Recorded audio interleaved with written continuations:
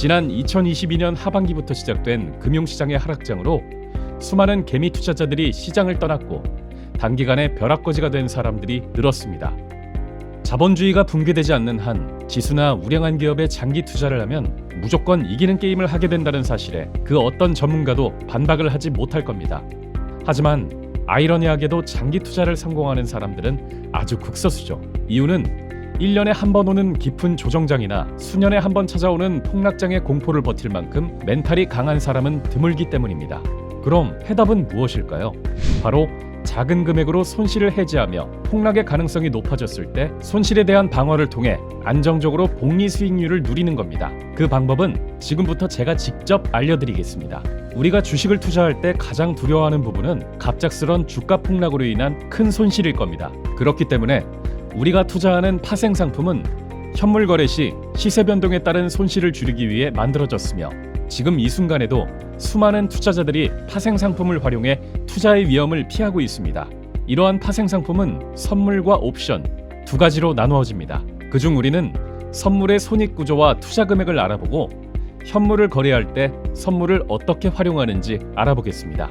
제가 방금 전 파생 상품은 현물을 보유하면서 발생할 수 있는 시세 변동에 따른 손실의 위험을 줄이기 위해 만들어졌다고 말씀드렸습니다. 그렇기 때문에 선물과 옵션 모두 시장 가격 상승뿐 아니라 하락에서도 수익이 발생되는 구조를 가지고 있으며 포지션에 따라 양방향으로 수익 또는 손실이 발생할 수 있습니다. 예를 들어 삼성전자 주식을 1억 원 보유한 투자자가 있다고 해보겠습니다. 주식을 보유한 투자자는 앞으로 삼성전자 가격이 상승해야지만 수익이 발생할 것입니다. 만약 주식 가격이 하락하면 손실이 발생하겠죠. 수익이 발생할 수 있는 방향이 한 방향이기 때문에 이를 단방향 매매라고 합니다. 반면 선물은 매매자가 선물 매수 계약을 보유하고 있는 상태에서 삼성전자 주식이 상승하면 수익, 하락하면 손실, 선물 매도 계약을 보유하고 있는 상태에서는 삼성전자 주식 가격이 하락하면 수익, 상승하면 손실이 발생합니다. 이처럼 수익이나 손실이 발생할 수 있는 가격 방향이 두 가지 방향이기 때문에 이를 양방향 매매라고 합니다. 선물을 현물에 적용한 예를 통해 좀 더 자세히 알아보겠습니다. 매년 주식 차익과 배당 수익을 얻기 위해 삼성전자 주식을 1억 원 보유한 투자자가 시장 상황을 살펴보니 향후 여러 정책상 1개월간 주가 하락 가능성이 높다고 판단합니다. 이때 투자자가 주식을 처분하는 대신 주가가 하락하면 수익이 날 수 있는 선물 1계약을 매도한다면 예상대로 주가가 1개월간 10% 하락하여 현물에서 1,000만 원의 손실이 발생한다고 해도 선물 매도 포지션에서 발생하는 1,000만 원의 수익으로 투자 손실을 상쇄하게 되어 안전하게 배당 수익을 얻는 것과 동시에 손실에 대한 위험을 해지할 수 있는 것입니다.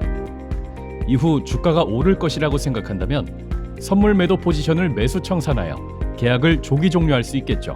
이처럼 선물은 현물에서 발생할 수 있는 손실을 사전에 방어하고 안정적으로 원하는 결과를 얻어낼 수 있도록 도와주는 상품입니다. 예를 들어 삼성전자 주식을 1억 원 보유한 사람과 선물 증거금 1에서 2천만 원을 증권사에 예치하고 선물 계약을 거래하는 사람 모두 같은 수익 또는 손실을 볼 수 있게 되는 거죠. 만약 삼성전자 주식을 1억 원 보유한 사람이 주가가 10% 상승하여 1,000만 원의 수익을 얻었다고 한다면 총 투자금 대비 10% 수익을 거두게 됩니다. 반면 같은 조건에서 1,000만 원의 증거금을 예치한 후 선물 매수 계약을 체결했다면 마찬가지로 1,000만 원의 이익을 얻게 되는 것이죠. 여기서 중요한 점은 주식을 1억 원 매수한 사람이 총 투자금 대비 10% 수익을 올릴 때 1,000만 원의 증거금을 가지고 총 투자금의 100% 수익을 선물 투자로 올리게 되는 겁니다. 지난 코로나19 사태 당시 주식을 보유한 분들은 아주 큰 손실을 보았지만 선물 매도 포지션을 보유했던 투자자들은 엄청난 수익을 낼 수 있었습니다. 이후 주가가 반등할 때 상승 추세의 편승에 선물 매수 포지션을 취했던 투자자들은 수천억 원을 벌어가기도 했었죠. 만약 같은 금액으로 주식을 매수했다면 수익의 수십 분의 1 혹은 손실로 기록되었을 겁니다. 이처럼 파생 상품은 현물을 보조하는 역할을 해야 하는 만큼 시장 가격 상승뿐만 아니라 하락에도 수익이 발생 가능하며 작은 자금으로 큰 자금을 투자하는 것과 동일한 효과를 볼 수 있습니다. 현물과 선물의 차이점을 정리해 보겠습니다. 손익 구조입니다. 현물은 오로지 주가 상승에만 수익을 취할 수 있는 단방향성 매매, 선물은 주가 상승, 하락의 양방향으로 수익을 낼 수 있어 양방향성 매매입니다.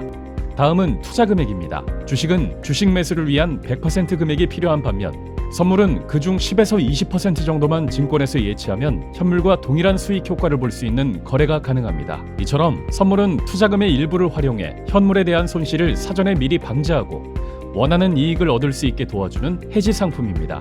물론 단기간에 현물과는 비교도 안 되는 엄청난 수익을 낼 수도 있지만 제가 추천드리는 방향은 주식과 선물의 병행입니다. 주식은 장기적으로 꾸준히 하되 선물로 당장의 수익에 집중하다 보면 상승장에는 더 큰 수익을, 하락장에서도 빛을 볼 수 있는 겁니다. 앞으로 많은 활동하면서 저와 함께 월간 누적 수익 계좌 만들어 가시기 바랍니다.